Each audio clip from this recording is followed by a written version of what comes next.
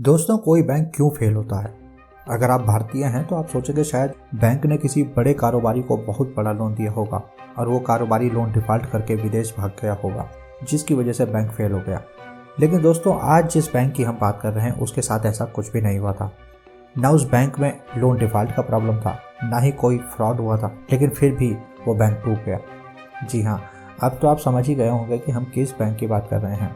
हम बात कर रहे हैं सिलिकॉन वैली बैंक की, जो अमेरिका का 16वां सबसे बड़ा बैंक था।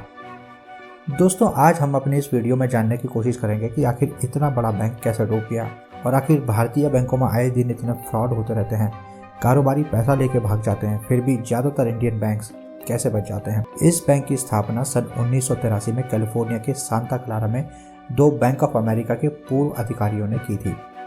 जिस जमाने में बैंक स्टार्टअप्स में पैसा लगाने में घबराते थे क्योंकि उन्हें स्टार्टअप्स के फेल होने का डर सता रहा होता था, उस जमाने में यह बैंक स्टार्टअप्स के लिए किसी वरदान से कम नहीं था। यह बैंक कभी सीधे तौर पर या फिर कभी वेंचर कैपिटलिस्ट के थ्रू स्टार्टअप्स को फाइनेंस किया करता था। उस समय जिस भी स्टार्टअप को फाइनेंस किया जाता उसके लिए मैंडेटरी होता था कि उसका current account silicon valley bank में ही होगा। करंट अकाउंट का ये जो डिपॉजिट बैंक को मिलता था, इस डिपॉजिट का इस्तेमाल बैंक दूसरे स्टार्टअप्स को या फिर वेंचर कैपिटलिस्ट फर्म्स को लोन देने में इस्तेमाल करता था। दोस्तों, सब कुछ अच्छा ही चल रहा था, तभी कोविड-19 का दौर आ गया, जिसकी वजह से देश में इकोनॉमिक एक्टिविटी बंद हो गई। इस इकोनॉमिक एक्टिविटी को दोबारा शुरू करने के लिए अमेरिकी सेंट्रल बैंक फेडरल रिजर्व ने इंटरेस्ट रेट को घटा दिया। एक टाइम पर तो यह 0% तक पहुंच गया था, जिसकी वजह से वेंचर कैपिटलिस्ट फर्म ने खूब लोन लिया और उस पैसे को स्टार्टअप्स में इन्वेस्ट करना शुरू कर दिया। स्टार्टअप्स के पास भी अच्छा खासा पैसा आ रहा था, क्योंकि उस समय उन कंपनीज को अपने रोजमर्रा के खर्च चलाने के लिए इतने पैसे की जरूरत नहीं थी। इसलिए स्टार्टअप्स कंपनीज ने उन पैसे को सिलिकॉन वैली बैंक में डिपॉजिट करना शुरू कर दिया। जिस बैंक में 2020 में कुल $62 बिलियन का डिपॉजिट था, अब वो 2021 में बढ़कर $124 बिलियन हो गया। क्योंकि अब बैंक के लिए लोन देना कोई फायदेमंद सौदा नहीं रह गया था, इसलिए बैंक ने अपने उस डिपॉजिट का एक बहुत बड़ा हिस्सा लॉन्ग टर्म सिक्योरिटीज में इन्वेस्ट कर दिया, जैसे कि हम कंपनी की बैलेंस शीट में देख सकते हैं। यहाँ पर आप देख सकते हैं कि कंपनी ने ज़्यादातर इन्वेस्टमेंट दो टाइप की सिक्योरिटीज में किया हुआ है। पहला ASF यानी अवेलेबल फॉर सेल सिक्योरिटीज, दूसरा HTM यानी होल्ड टू मैच्योरिटी। ये सिक्योरिटीज कुछ भी हो सकती हैं, जैसे गवर्नमेंट बॉन्ड्स, कॉर्पोरेट बॉन्ड्स या फिर मॉर्गेज बैक्ड बॉन्ड्स। दोस्तों, बहुत कम इंटरेस्ट रेट की वजह से अमेरिकी मार्केट में डॉलर का फ्लो बहुत ज़्यादा बढ़ गया, जिसकी वजह से महंगाई बढ़ गई और दूसरी तरफ यूक्रेन रूस की जंग ने इसमें फ्यूल का काम किया। महंगाई को कम करने के लिए अमेरिकी सेंट्रल बैंक ने इंटरेस्ट रेट को बढ़ाना शुरू कर दिया। जैसे कि हम इस चार्ट में देख सकते हैं, लगभग 0 के आसपास चला आ रहा है इंटरेस्ट रेट। पिछले एक साल में लगभग 5% तक पहुंच गया। बस यहीं पर सारा खेल बिगड़ गया। इंटरेस्ट रेट के बढ़ने की वजह से बैंक ने जिन बॉन्ड्स में इन्वेस्ट किया था उनकी मार्केट वैल्यू गिरने लगी। इंटरेस्ट रेट बढ़ने से सिक्योरिटीज़ की वैल्यू घटती है। इसे कुछ इस तरह से समझते हैं। मान लो मैंने ₹1000 का एक गवर्नमेंट बॉन्ड खरीदा, जिस पे मुझे हर 6 महीने में 4% का इंटरेस्ट मिलेगा। इस हिसाब से मुझे 6 महीने बाद ₹20 और अगले 6 महीने बाद लगभग ₹20 और मिलेंगे। इस हिसाब से एक साल बाद मुझे ₹40 मिलेंगे। लेकिन अगले साल अगर इंटरेस्ट रेट बढ़कर 5% हो जाता है और उस दौरान मुझे किसी वजह से वो बॉन्ड बेचना पड़ता है, तो दोस्तों इस केस में क्योंकि उस गवर्नमेंट बॉन्ड को गवर्नमेंट को मैं तभी बेच सकता हूँ जब वो मैच्योर हो जाएगा, लेकिन मेरे पास ये ऑप्शन मौजूद है कि मैं उस बॉन्ड को मार्केट में बेच सकता हूँ। अब क्योंकि मार्केट में पहले से ही 5% यील्ड वाला बॉन्ड मौजूद है, तो कोई मेरा 4% यील्ड वाला बॉन्ड क्यों खरीदेगा? इस केस में खरीदने वाला मुझसे वो बॉन्ड तभी खरीदेगा जब उसे कम से कम 5% की यील्ड मिले। ऐसे केस में मुझे अपने बॉन्ड को ₹922 में बेचना पड़ेगा। दोस्तों, ये कैलकुलेशन मैंने ऑनलाइन अवेलेबल कैलकुलेटर से की है। आप भी चाहे तो ऑनलाइन इसे देख सकते हैं।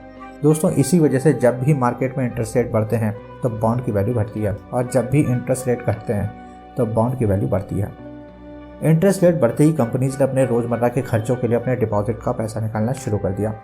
डिपॉजिटर्स का पैसा वापस देने के लिए बैंक ने 2022 में अपने अवेलेबल टू सेल पोर्टफोलियो को बेचना शुरू कर दिया, और 2023 की शुरुआत में अपने डिपॉजिटर्स का पैसा देने के लिए बैंक ने अपने पूरे available to sell bond portfolio को बेच दिया, जिसकी वजह से बैंक को $1.8 बिलियन का नुकसान उठाना पड़ा। दोस्तों, जब भी कभी किसी कंपनी में इस तरह की घटना होती है तो शेयर होल्डर्स इस बात का नोटिस जरूर लेते हैं। इसके बाद जैसे ही खबर मार्केट में आई कि बैंक को $1.8 बिलियन का नुकसान हो चुका है, तो लोगों को लगा कि शायद बैंक अब दिवालिया होने वाला है। इससे पहले कि बैंक दिवालिया हो, बैंक में ग्राहकों की लाइन लगनी शुरू हो गई। हर कोई अपना पैसा निकालना चाहता था। एक ही दिन में कस्टमर्स ने $42 बिलियन का विड्रॉल कर दिया। इस कंडीशन को बैंक रन बोला जाता है। अब एक और बार हम बैंक की बैलेंस शीट पर नज़र डालते हैं। यहाँ पे हम बैंक के होल्ड टू मैच्योरिटी वाले कॉलम में अगर देखें तो हमें दिखेगा कि बैंक के पास अभी भी $91 बिलियन के एसेट मौजूद हैं। हमें बगल में ही एक लाइन देखने को मिलती है, फेयर वैल्यू ऑफ $76,169। इसका मतलब है कि अगर बैंक इस समय पर अपने इस $91 बिलियन के पोर्टफोलियो को मार्केट में बेचेगा तो बैंक को $91 बिलियन के बदले $76 बिलियन ही मिलेंगे। इसका मतलब इसे बेचकर बैंक को लगभग $15 बिलियन का नुकसान झेलना पड़ेगा। दोस्तों, अगर बैंक इसको ना बेचता तो उसे मैच्योरिटी में पूरा पैसा मिल जाता, लेकिन जब एक साथ इतने सारे लोग पैसा निकालने आ जाएंगे तो इस कंडीशन में बैंक को इसे बेचना ही पड़ता। इसको बेचने से नुकसान तो होता ही, और बल्क में इतनी सिक्योरिटीज़ मार्केट में अगर बेची जाती तो उससे इन सिक्योरिटीज़ का मार्केट प्राइस और गिर जाता। इस वजह से अब बैंक के पास डूबने के अलावा और दूसरा कोई रास्ता नहीं बचा था। ऐसा होते ही अगले दिन 10 मार्च 2023 को फेडरल डिपॉजिट इंश्योरेंस कॉर्पोरेशन यानी FDIC ने बैंक का कंट्रोल अपने हाथों में ले लिया। दोस्तों, अमेरिका में $2.5 लाख तक का डिपॉजिट FDIC द्वारा इंश्योर किया गया होता है। यानी अगर किसी शख्स का बैंक में $2 लाख का डिपॉजिट मौजूद है और बैंक डूब जाए, उस केस में उस शख्स का पूरा पैसा मिल जाएगा। लेकिन अगर किसी शख्स का $10 लाख जमा है तो उसे केवल $2.5 लाख ही मिलेगा। बैंक के 89% कस्टमर्स का बैंक में $2.5 लाख से ज़्यादा का डिपॉजिट है। हालांकि अमेरिकी राष्ट्रपति जो बाइडेन का कहना है कि किसी भी डिपॉजिटर्स का पैसा डूबने नहीं दिया जाएगा और इसके लिए टैक्स पेयर्स का पैसा भी इस्तेमाल में नहीं लाया जाएगा। दोस्तों, ये शायद इसलिए कहा गया क्योंकि बैंक के पास अभी भी HTM सिक्योरिटीज़ मौजूद हैं जो मैच्योरिटी पर पूरी यील्ड देंगी। शायद सरकार उन सिक्योरिटीज़ को कोलेट्रल रखकर बैंक के डिपॉजिटर्स का पैसा चुकाना चाहती होगी। दोस्तों, अब बात करते हैं कि आखिर अमेरिकन बैंक ऐसी क्या गलती करते हैं जिसकी वजह से वो डूब जाते हैं, जबकि इतने घोटाले होने के बावजूद भी भारतीय बैंक बच जाते हैं। दोस्तों, इसका सीधा जवाब है दोनों देशों की मॉनेटरी पॉलिसी।